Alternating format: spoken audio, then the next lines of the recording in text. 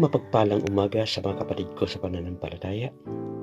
Ang pagkaing espiritual na ating tatalakayin ngayon ay hango sa Lucas Kapitulo 18, versikulo 14 sa Magandang Balita, Biblia.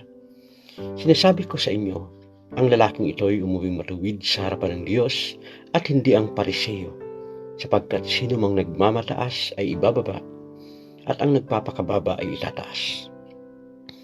Sa isang Pariseyong nabanggit sa talakaying ito, tinuturuan tayo na hindi marapat ang pagmamataas sa ating mga sarili.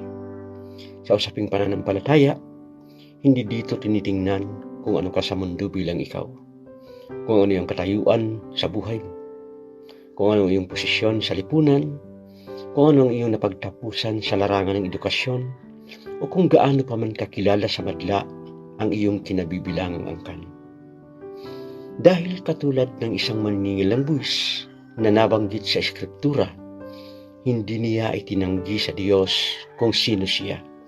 Bagkos, ibinaba niya ang kanyang sarili at tinanggap ang pagiging niyang makasalanan.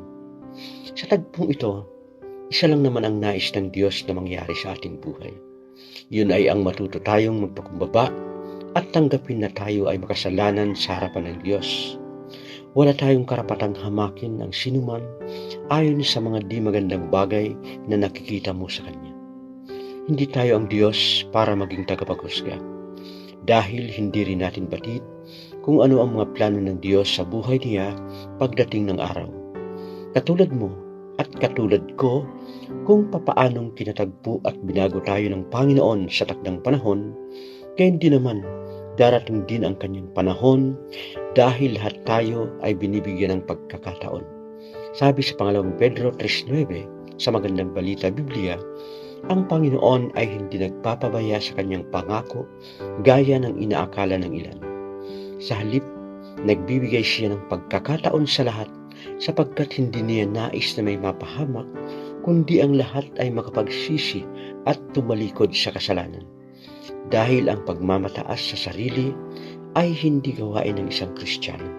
Bagkos, tinuruan tayo ni Jesus na magpakababa at tanggapin na tayo ay makasalanan sa harapan niya. Kaya ikaw kapatid, huwag mo nang isipin ang mga masalimuot na pinagdaanan mo sa buhay. Huwag mo nang tansyahin kung gaano kabigat ang nagawa mong kasalanan at nahihirapan kang isuko ito.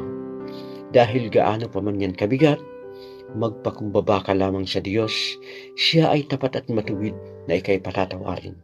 Laging tandaan na ibinababa ng Diyos ang sinumang nagmamataas at itinataas ang nagpapakababa.